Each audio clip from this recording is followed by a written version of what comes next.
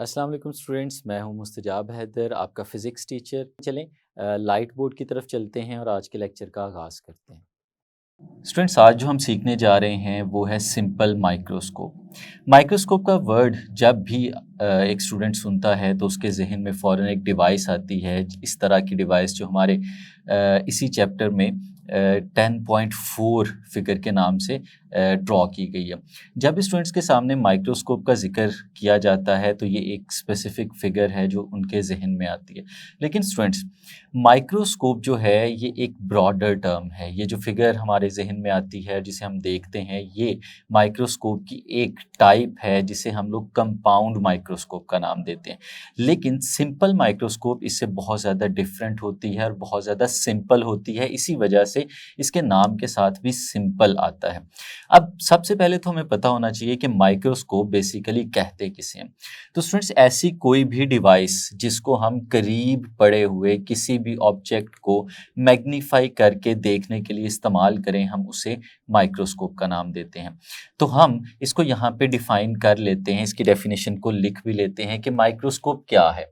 Microscope, ये student सिर्फ microscope की डेफिनेशन हम लोग करने जा रहे हैं। सिंपल माइक्रोस्कोप क्या है इसको हम थोड़ी देर में देखते हैं। तो माइक्रोस्कोप क्या है? A device which is used to see magnified image of a close object।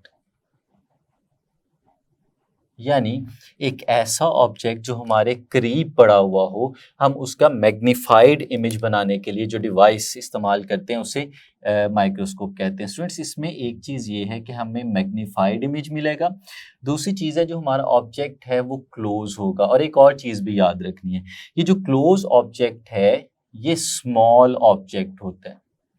Small object यानी ये एक बहुत छोटा सा ऑब्जेक्ट होगा जिसे मैग्नीफाई करके हमारी ये माइक्रोस्कोप दिखा रही होगी, क्योंकि हमारे पास कुछ ऐसे ऑप्टिकल इंस्ट्रूमेंट्स भी हैं जो बहुत बड़े ऑब्जेक्ट्स को भी मैग्नीफाई करके दिखाते हैं, करीब ला के दिखाते हैं। लेकिन ये बड़े ऑब्जेक्ट्स को देखने के लिए इस्तेमाल नहीं होगी, ये छोटे ऑब्जेक्ट्स को जो हमारे बहुत करीब पड़े होंगे उन्हें मैग्नीफाई करके देखने के लिए इस्तेमाल हो रही होगी। अब स्टूडेंट्स, आगे चलते हैं और सिंपल माइक्रोस्कोप के बारे में डिस्कशन करते हैं। सिंपल माइक्रोस्कोप क्या है? स्टूडेंट्स, अगर आप कभी देखें कोई वॉच मेकर है, तो वॉच मेकर जो घड़ी साज होते हैं वो वॉच को जब ठीक कर रहे होते हैं, रिपेयर कर रहे होते हैं, तो उन्होंने आँख के ऊपर एक छोटा सा लेंस लगाया होता है और उस लेंस से वो वॉच के कंपोनेंट्स को देख रहे होते हैं। इसी तरह से स्टूडेंट्स, आप लोगों ने देखा होगा एक मैग्नीफाइंग ग्लास होता है जो किसी भी करीब पड़े हुए ऑब्जेक्ट को बड़ा करके देखने के लिए इस्तेमाल होता है। या किसी दौर में अगर आप देखें पुरानी मूवीज़ में या ड्रामों में, तो आपने देखा होगा कि किसी चीज़ को पढ़ने के लिए, न्यूज़पेपर को पढ़ने के लिए दिखाया जाता था कि एक हैंड हेल्ड जो है वो मैग्नीफाइंग ग्लास होता था जिसको ऑब्जेक्ट के करीब यानी वर्ड्स के करीब लेके जाया जाता था, और उसमें से वर्ड्स जो थे वो हमें बड़े होके नज़र आ रहे होते थे। वो जो हमारा एक मैग्नीफाइंग ग्लास था वो सिंपल लेंस हुआ करता था, और जो सिंपल माइक्रोस्कोप है स्टूडेंट्स, ये वही मैग्नीफाइंग ग्लास है। यानी अगर हम कहें कि सिंपल माइक्रोस्कोप क्या चीज़ है, हम इसे डिफाइन करना चाहते हैं, तो सिंपल माइक्रोस्कोप को हम बहुत आसानी से डिफाइन कर सकते हैं। सिंपल माइक्रोस्कोप क्या है?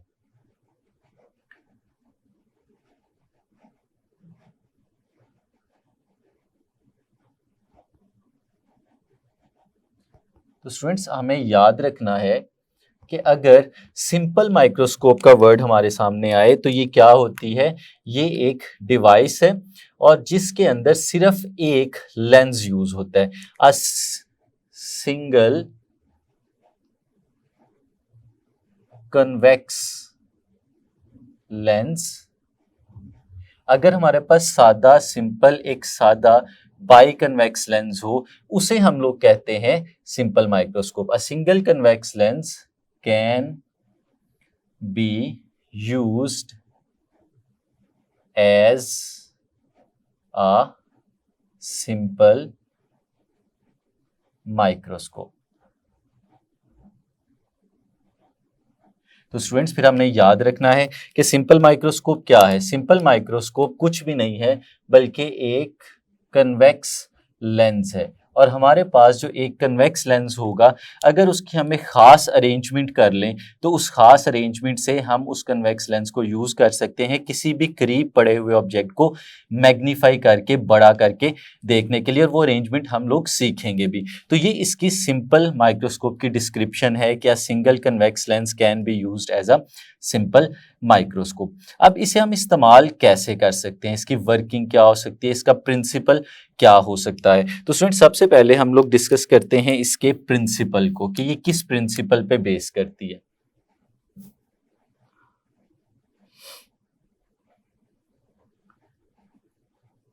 हमारे पास एक सिंपल कन्वेक्स लेंस को कैसे सिंपल माइक्रोस्कोप बनाया जा सकता है।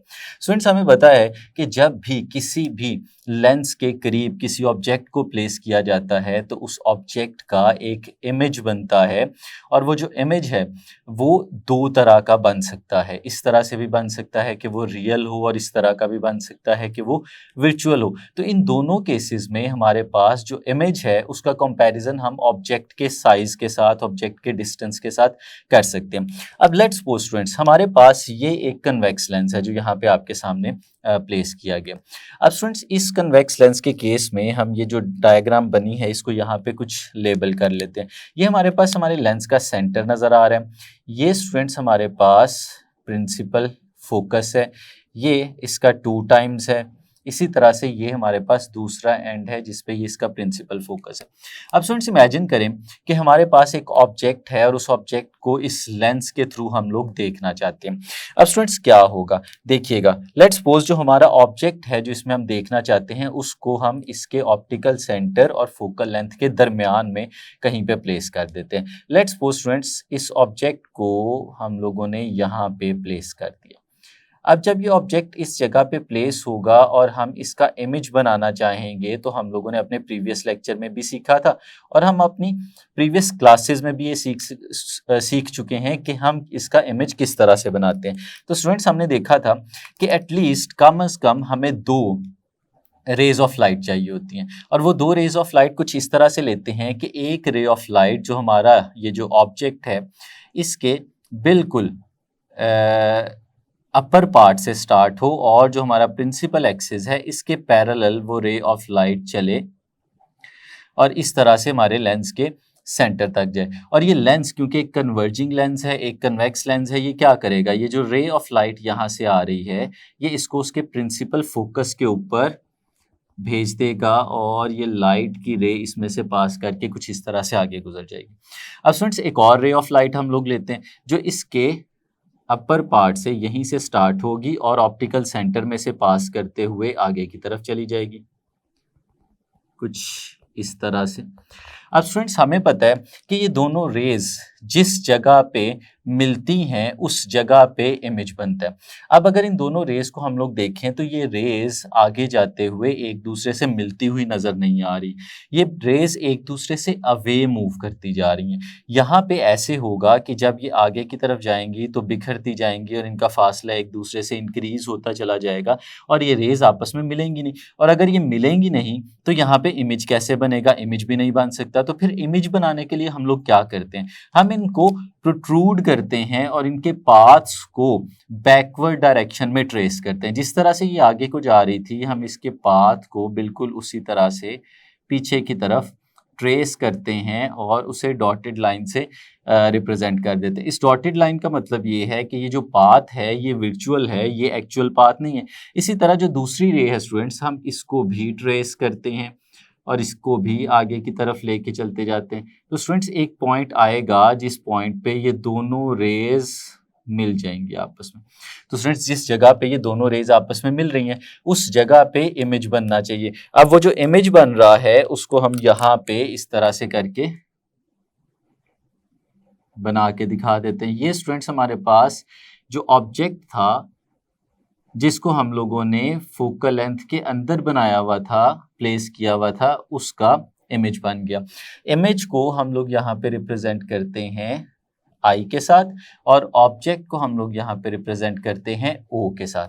अब स्टूडेंट्स यहाँ पे हम लोग देख रहे हैं कि एक लेंस के केस में हमने सीखा था कि अगर किसी भी ऑब्जेक्ट का जो इमेज है वो उसी जगह पे बन जाए, उसी डायरेक्शन में बन जाए जिस डायरेक्शन में हमारा ऑब्जेक्ट पड़ा हुआ है, तो हम इस तरह के इमेज को कहते थे कि ये एक वर्चुअल इमेज बन रहा है। तो इस केस में भी देखें स्टूडेंट्स, हमारे पास एक वर्चुअल इमेज बन रहा है और अगर आप इमेज के साइज का कंपैरिजन करें ऑब्जेक्ट के साइज के साथ भी, तो ऑब्जेक्ट का साइज तो बहुत छोटा है लेकिन जो इमेज बन रहा है उसका साइज काफी बड़ा है। तो इसका मतलब है एक मैग्नीफाइड इमेज बन गया है जो कि वर्चुअल भी है। और अगर इसकी डायरेक्शन की बात करें तो जिस डायरेक्शन में हमारा ऑब्जेक्ट पड़ा हुआ है हमारा इमेज भी उसी डायरेक्शन में पड़ा हुआ है। तो हम लोग इसे कह सकते हैं कि ये एक इरेक्ट इमेज बना है जो मैग्नीफाइड है और जो वर्चुअल है। ये उस वक्त बनता है स्टूडेंट्स जब हम अपने किसी भी ऑब्जेक्ट को फोकल लेंथ के अंदर प्लेस करते हैं। तो स्टूडेंट्स यही प्रिंसिपल है हमारे पास एक सिंपल माइक्रोस्कोप का कि अगर हम एक ऑब्जेक्ट लें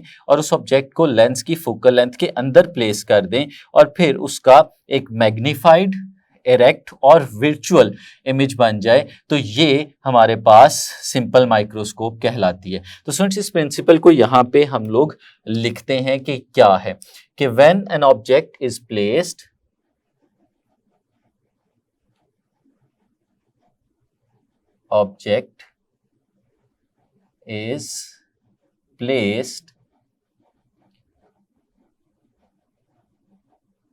within the focal length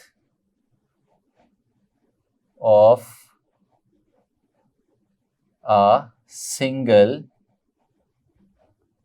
convex lens, then a magnified, erect and virtual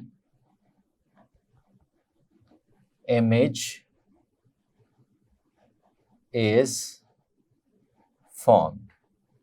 तो स्टूडेंट्स ये है हमारे पास सिंपल माइक्रोस्कोप का बेसिक प्रिंसिपल कि हम लोगों ने ऑब्जेक्ट को फोकल लेंथ के अंदर प्लेस किया हुआ है और फिर हमारे पास एक वर्चुअल, इरेक्ट और मैग्नीफाइड इमेज जो है वो बन गया। अब स्टूडेंट्स इस चीज़ को हम फर्दर इलेबोरेट करेंगे और अपनी बुक में बनी हुई जो फिगर्स हैं उसके साथ इसे रिलेट करके देखेंगे। स्टूडेंट्स हम लोगों को पता है इसकी कि अगर हमारे पास कोई भी एक ऑब्जेक्ट हो, हम उसे मैग्नीफाई करके देखना चाहें, बड़ा करके देखना चाहें, तो उसका एक तरीका ये होता है कि उसका विजुअल एंगल इंक्रीज कर दिया जाए।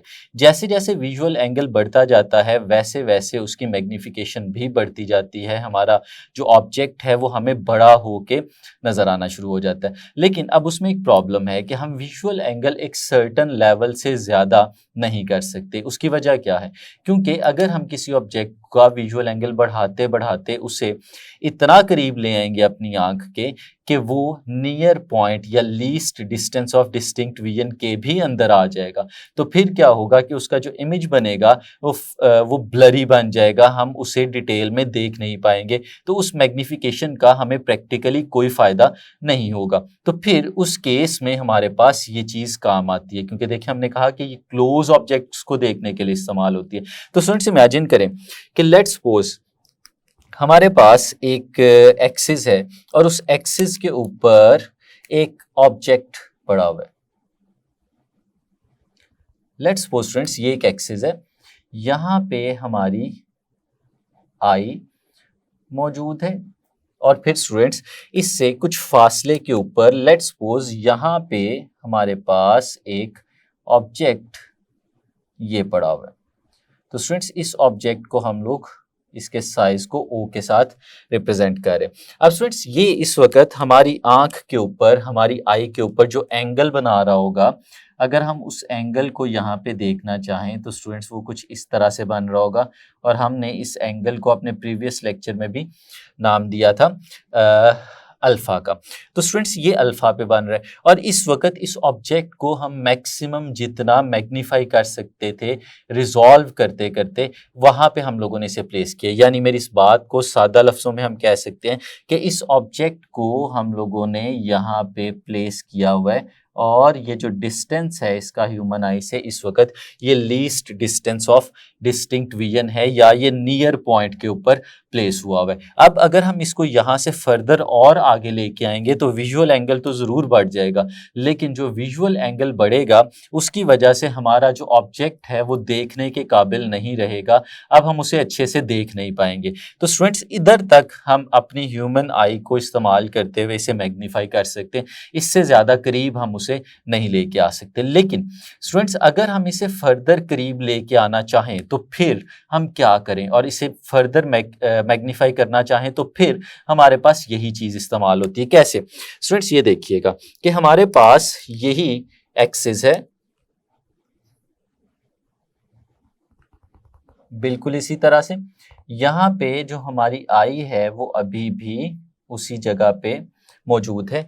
अब ये जो ऑब्जेक्ट हमारे पास पड़ा हुआ था, अगर हम इसे फर्दर आगे की तरफ लेके आते हैं तो फिर क्या होता है कि जाहिर सी बात है कि ये फजी हो जाएगा, ये ब्लर हो जाएगा, हम इसे देख नहीं पाएंगे। तो देखें स्टूडेंट्स, लेकिन उसका विजुअल एंगल ज़रूर बढ़ जाएगा। लेट्स सपोज इस ऑब्जेक्ट को हम मूव करवा के आगे ले आते हैं, बिल्कुल इसी तरह से इसी एक्सिस पे मूव करते करते हमारा जो ये ऑब्जेक्ट है स्टूडेंट्स, हम इसको इस जगह पे प्लेस कर देते हैं। अब स्टूडेंट्स इस वक्त हम लोग देख रहे हैं कि हमारा विजुअल एंगल तो अब इंक्रीज कर गया होगा, क्योंकि विजुअल एंगल अगर हम लोगों ने यहाँ पे बनाना हो तो विजुअल एंगल स्टूडेंट्स कुछ इस तरह से बनेगा और ये विजुअल एंगल हमें फिजिकली भी नज़र आ रहा है कि हमारे पहले वाले एंगल से बड़ा है। लेकिन प्रॉब्लम ये है कि हमारी आंख अब इसको रिजॉल्व नहीं कर सकती। तो फिर स्टूडेंट्स इसका क्या सोल्यूशन है? अब यहाँ पे यही चीज़ इस्तेमाल होगी कि अगर स्टूडेंट्स हम अपनी आंख और इस ऑब्जेक्ट ये जो यहाँ पे पड़ा हुआ है इसके दरमियान में एक लेंस को प्लेस कर दें। कुछ इस तरह से हम इस ऑब्जेक्ट को डायरेक्ट नहीं देखते, बल्कि हम इस ऑब्जेक्ट को एक लेंस के थ्रू देखते हैं, जैसे यहाँ पे। अब स्टूडेंट्स देखें कि ये लेंस और ये ऑब्जेक्ट बहुत ज़्यादा एक दूसरे के करीब हैं, यानी इसका मतलब है कि ये जो ऑब्जेक्ट है जैसे यहाँ पे प्रिंसिपल फोकस के अंदर पड़ा हुआ था, उसी तरह से ये ऑब्जेक्ट जो इस जगह पे नज़र आ रहा है ये भी प्रिंसिपल फोकस के अंदर पड़ा हुआ है। तो इसका अगर हम इमेज बनाने की बात करें तो स्टूडेंट्स इसका इमेज इसी डायरेक्शन में बनेगा और मैग्नीफाइड होगा और इरेक्ट होगा और वर्चुअल होगा। तो स्टूडेंट्स हम देखते हैं कि इसकी एडजस्टमेंट कुछ इस तरह से होती है कि इसका जो इमेज बन रहा है स्टूडेंट्स वो इसी डायरेक्शन में बनता है और लेट्स सपोज स्टूडेंट्स वो इमेज जो है वो इस जगह पे कुछ इस फॉर्म में बन जाता है।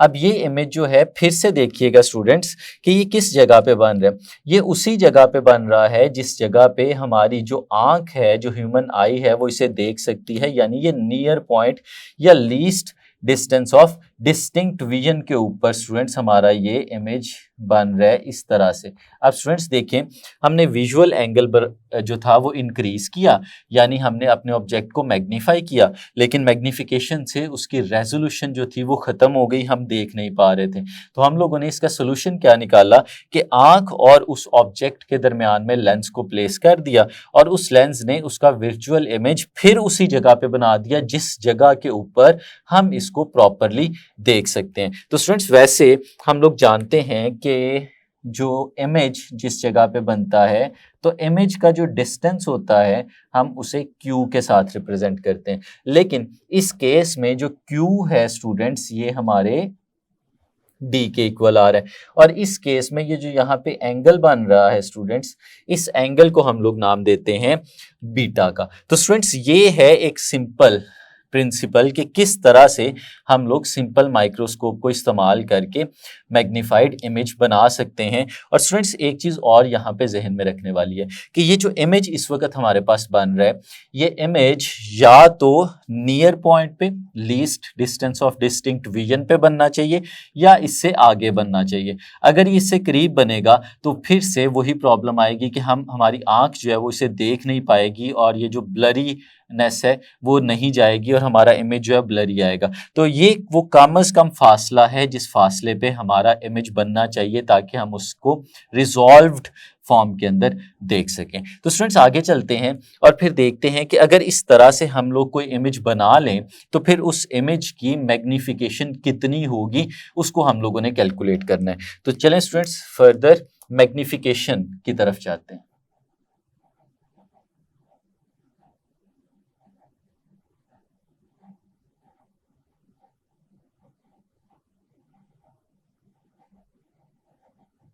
अब मैग्निफिकेशन की डेरिवेशन और कैलकुलेशन के लिए सबसे पहले स्टूडेंट्स हमें एक दो चीज़ों का जो है वो एनालिसिस करना है। पहली ये फिगर देखिएगा स्टूडेंट्स, अगर हम लोग इस पहली फिगर की बात करें, मैं इसे हाईलाइट करता हूँ।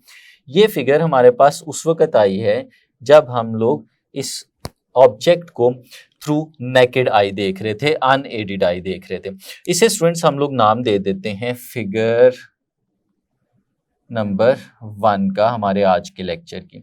तो हमारी फिगर नंबर 1 में हमें एक राइट ट्रायंगल बनती हुई नजर आ रही है। स्टूडेंट्स अगर इस राइट ट्रायंगल को देखें तो यहां से हम कुछ कैलकुलेट कर सकते हैं from figure number 1। Students figure number 1 से देखें और मैं आपसे कहूं कि टेंजेंट अल्फा हमें फाइंड आउट करना है। तो स्टूडेंट्स हमें पता है टेंजेंट जो है वो इक्वल होता है किसके, परपेंडिकुलर ओवर बेस। परपेंडिकुलर को बेस पे डिवाइड करें तो टेंजेंट आता है। और फिर स्टूडेंट्स इस केस में देखें जो हमारे पास परपेंडिकुलर है वो तो हमारे पास ओ है और ओ जो है ये हमारे पास साइज ऑफ द ऑब्जेक्ट है और जो बेस है हमारे पास वो स्मॉल डी है यानी वो नियर पॉइंट है। तो फिर हम कुछ इसे इस तरह से लिख सकते हैं कि जो टेंजेंट अल्फा है ये हमारे पास इक्वल आ जाएगा ओ डिवाइडेड बाय डी। इसे स्टूडेंट्स हम लोग नाम दे देते हैं इक्वेशन नंबर 1 का। थोड़ी देर बाद हम इस इक्वेशन को इस्तेमाल करेंगे। अब स्टूडेंट्स इसी तरह से जब हमने अपने ऑब्जेक्ट को एक लेंस के थ्रू देखा है, जैसे ये नीचे वाली फिगर हमें नजर आ रही है, तो स्टूडेंट्स ये जो नीचे वाली फिगर है हम इसे नाम दे देते हैं फिगर नंबर 2 का।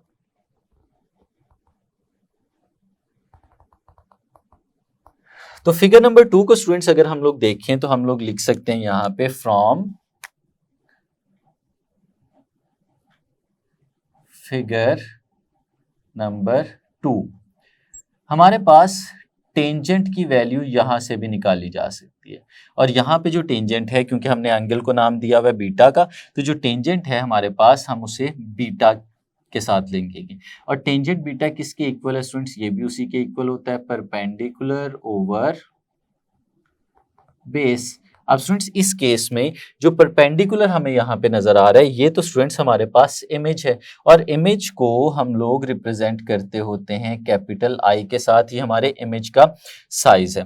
तो स्टूडेंट्स अगर इमेज के साइज को यानी आई को यहाँ पे परपेंडिकुलर लें तो जो बेस है वो क्यू है, यानी जो इमेज जिस डिस्टेंस पे बन रहा है वो डिस्टेंस। तो स्टूडेंट्स इसको हम लोग कुछ इस तरह से लिख सकते हैं कि जो टेंजेंट बीटा है हमारे पास वो आ जाएगा परपेंडिकुलर यानी आई डिवाइडेड बाय बेस, और जो बेस है स्टूडेंट्स वो है हमारे पास क्यू, तो ये हमारे पास आ गया आई डिवाइडेड बाय क्यू। लेकिन एक और चीज भी स्टूडेंट्स देखिएगा कि जो क्यू है जो हमने इमेज बनाया है ये लीस्ट डिस्टेंस के ऊपर बन रहा है, यानी क्यू जो है इस वक्त इक्वल है डी के। तो फिर हम इस क्यू की जगह यहाँ पे इसकी वैल्यू भी सब्सटीट्यूट कर सकते हैं। तो टेंजेंट बीटा हमारे पास आ जाएगा आई डिवाइडेड बाय डी, और स्टूडेंट्स इसे हम लोग नाम दे देते हैं इक्वेशन नंबर 2 का। और अब इन दोनों इक्वेशंस का स्टूडेंट्स हम लोग कंपैरिजन भी कर सकते हैं। देखें स्टूडेंट्स हम लोगों ने एक चीज सीखी थी अपने प्रीवियस चैप्टर्स के अंदर कि अगर हम लोग बात करें स्मॉल एंगल्स की, अगर एंगल जो है वो बहुत छोटे हों तो एंगल और उसका जब टेंजेंट लिया जाता है तो उन दोनों की वैल्यूज में बहुत ज्यादा फर्क नहीं होता। यानी हमने सीखा था कि फॉर स्मॉल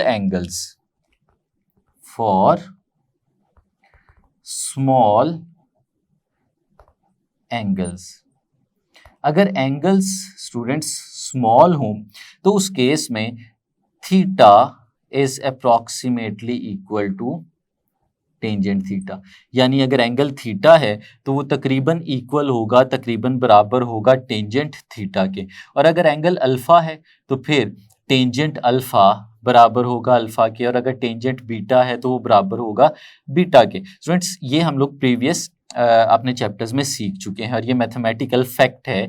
इसे हम चेक भी कर सकते हैं कि अगर बहुत स्मॉल एंगल ले लें और फिर उसी स्मॉल एंगल का टेंजेंट लें तो उसका आंसर जो है हमारे पास वो तकरीबन इक्वल आ जाता है। तो फिर स्टूडेंट्स हम लोग क्या कह सकते हैं, इसी चीज़ को अगर हम लोग सामने रखें तो हम लोग कह सकते हैं कि हमारे पास जो टेंजेंट अल्फा है स्टूडेंट्स ये इक्वल आ जाएगा अल्फा के, और जो टेंजेंट बीटा है स्टूडेंट्स ये हमारे पास इक्वल आ जाएगा बीटा के। तो ये हम क्यों कर रहे हैं, इसकी वजह क्या है? इसकी वजह ये है स्टूडेंट्स कि हम लोग यहाँ पे मैग्निफिकेशन को कैलकुलेट करना चाहते हैं, और हमें पता है वी नो दैट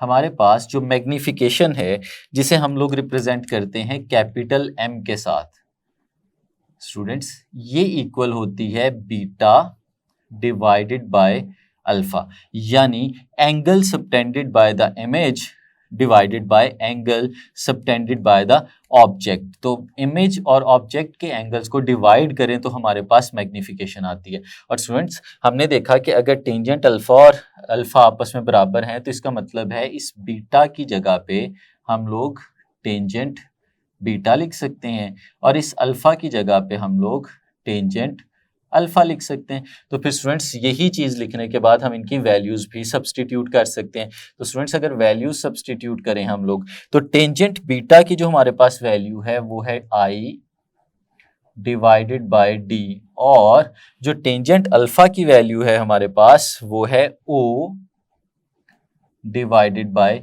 डी। तो स्टूडेंट्स देखें न्यूमरेटर के अंदर भी जो न्यूमरेटर का डिनोमिनेटर है वो डी है, और जो डिनोमिनेटर का डिनोमिनेटर है वो भी डी है। तो इसका मतलब है ये वाला डी और ये वाला डी ये दोनों कैंसिल आउट हो जाएंगे, और हमारे पास जो मैग्निफिकेशन इस केस में आएगी वो मैग्निफिकेशन आ जाएगी स्टूडेंट्स आई डिवाइडेड बाय ओ।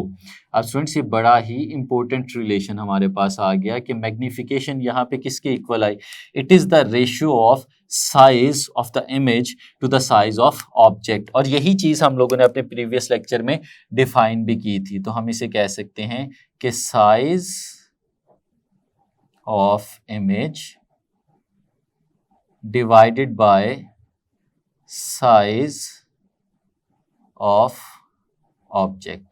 और स्टूडेंट्स हमने देखा था कि साइज जो होता है वो डिस्टेंस के साथ डायरेक्ट रिलेशन रखता है, इसलिए हम हर जगह पे साइज को जो है वो डिस्टेंस के साथ भी रिप्लेस कर सकते हैं। यानी हम इसे ऐसे भी लिख सकते हैं कि ये क्या है, डिस्टेंस, इस केस में डिस्टेंस जो हमारे पास इमेज का है, distance of image divided by distance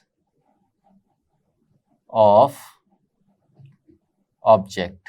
तो स्टूडेंट्स हम लोग इसे भी इस तरह से भी लिख सकते हैं, और ये हमने प्रीवियस लेक्चर में सीखा हुआ था। तो इस केस में हमारे पास जो ये रिलेशन है वो कुछ ऐसे भी लिखा जा सकता है कि जो m है is equal to distance of image जो कि q है, और डिस्टेंस ऑफ ऑब्जेक्ट जो कि p है। तो ये स्टूडेंट्स इक्वल आ जाएगा q डिवाइडेड बाय p के। तो स्टूडेंट्स हमारे पास ये Q ओवर P जो है इसको हम फर्दर इस तरह से भी देख सकते हैं कि जो हमारा Q था इसको हमने बनाया था अपने नियर पॉइंट पे least distance of distinct region के ऊपर। तो इसका मतलब है जो Q है स्टूडेंट्स इसकी जगह पे हम लोग D भी लिख सकते हैं। तो हमारे पास जो मैग्निफिकेशन आएगी वो आ जाएगी D डिवाइडेड बाय P के। तो स्टूडेंट्स ये हमारे पास यहाँ पे बेसिक मैग्निफिकेशन का फॉर्मूला आ गया कि ये D ओवर P के इक्वल आ रहा है। इसे स्टूडेंट्स हम लोग आगे जाके यूज भी करने वाले हैं। इसे हम लोग नाम दे देते हैं यहाँ पे इक्वेशन नंबर 3 का। अब स्टूडेंट्स हमने लेंजेस इक्वेशन देखी थी जो कि हम लोगों ने अपनी प्रीवियस क्लासेस के अंदर सीखी हुई है। अगर हम उसको यहाँ पे यूज करें तो हमें पता है वी नो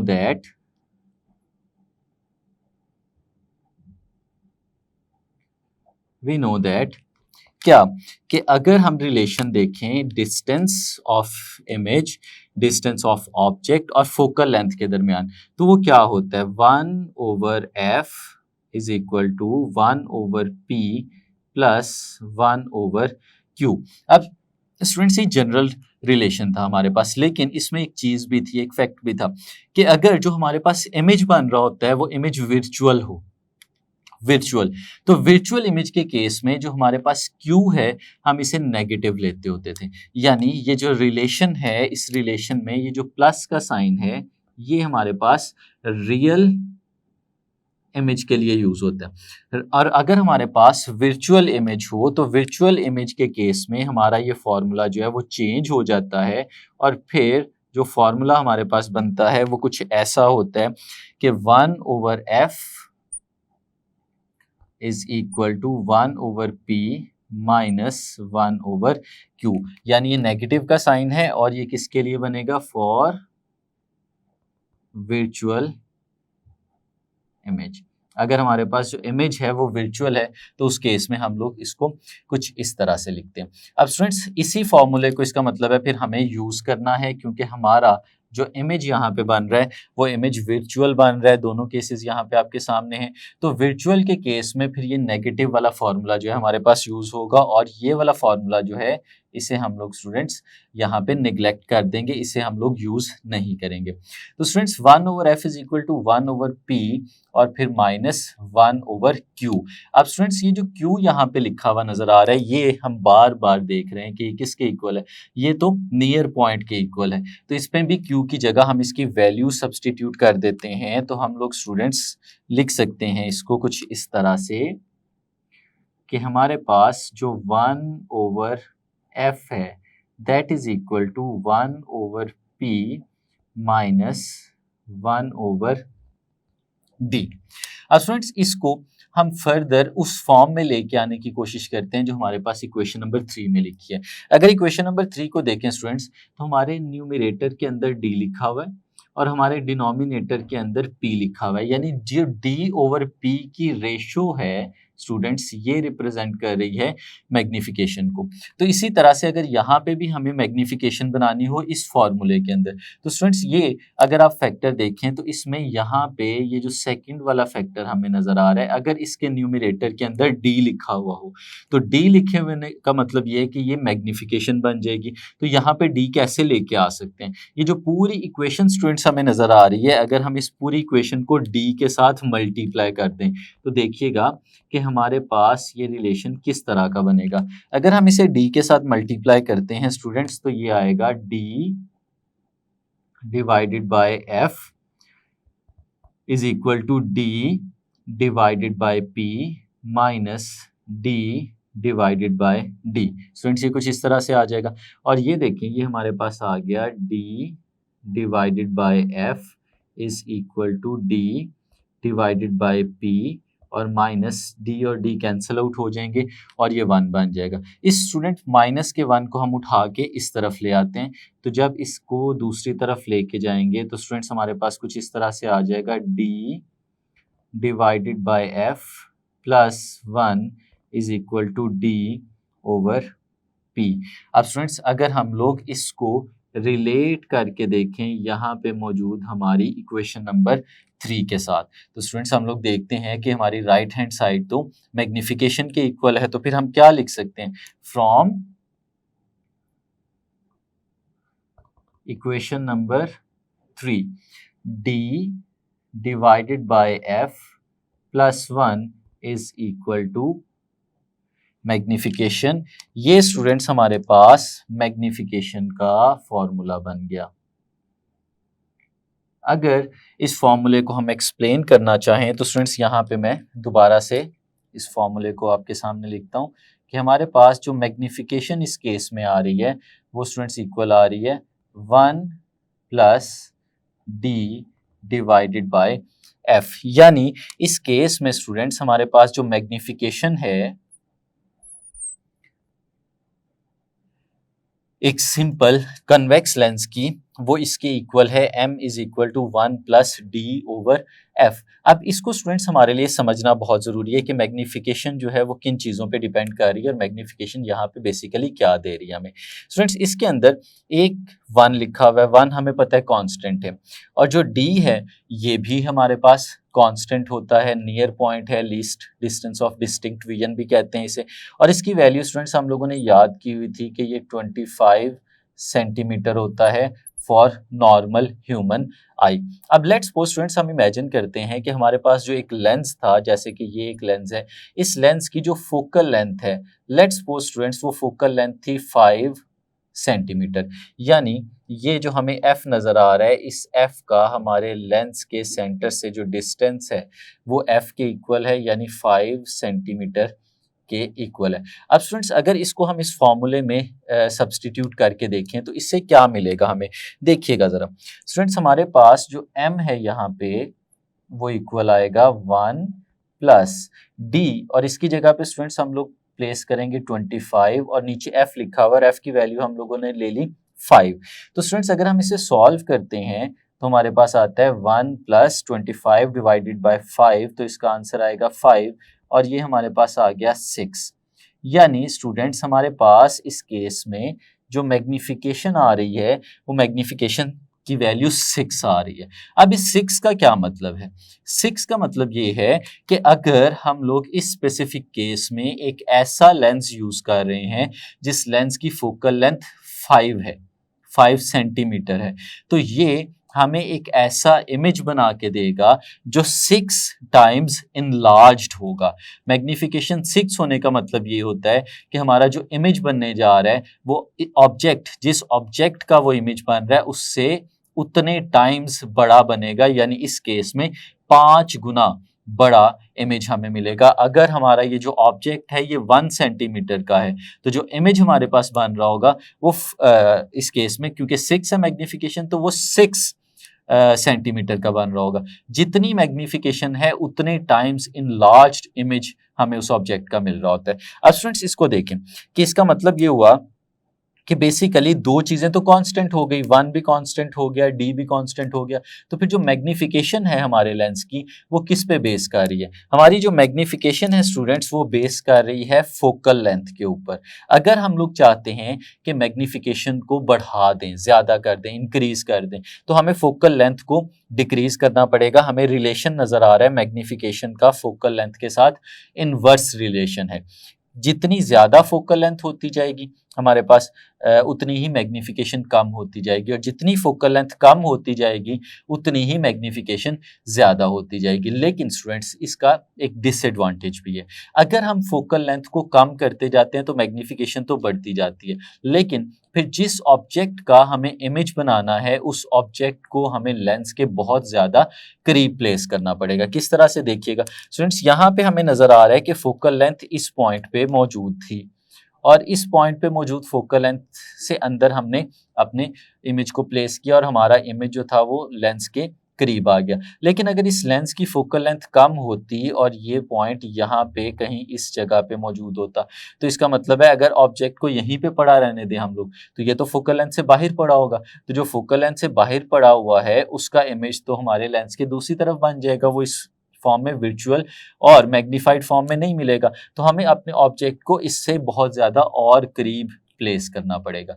यानी अगर हम लोग चाहते हैं कि हम लोग किसी लेंस की फोकल की मैग्नीफिकेशन को बढ़ा दें तो हमें उसकी फोकल लेंथ को डिक्रीज करना पड़ता है, लेकिन हमने अगर इस तरह से हम लोग कर लें तो अपने ऑब्जेक्ट को लेंस के मज़ीद करीब प्लेस करना पड़ता है, फिर जाके हम उसका प्रॉपर इमेज बना सकते हैं। अदरवाइज उसकी इमेज फॉर्मेशन जो है वो पॉसिबल नहीं रहती, वो फिर दूसरे एंड पे इमेज बनता है जो हमारे लिए देखना लेंस के थ्रू उस तरह से पॉसिबल नहीं रहता। तो ये था स्टूडेंट्स हमारा आज का लेक्चर, चैप्टर नंबर 10 का। उम्मीद है आपने इनको अच्छे से समझ लिया होगा, सीख लिया होगा। नेक्स्ट लेक्चर में नेक्स्ट टॉपिक के साथ आएंगे, तब तक के लिए इजाज़त दीजिए। अल्लाह हाफिज़।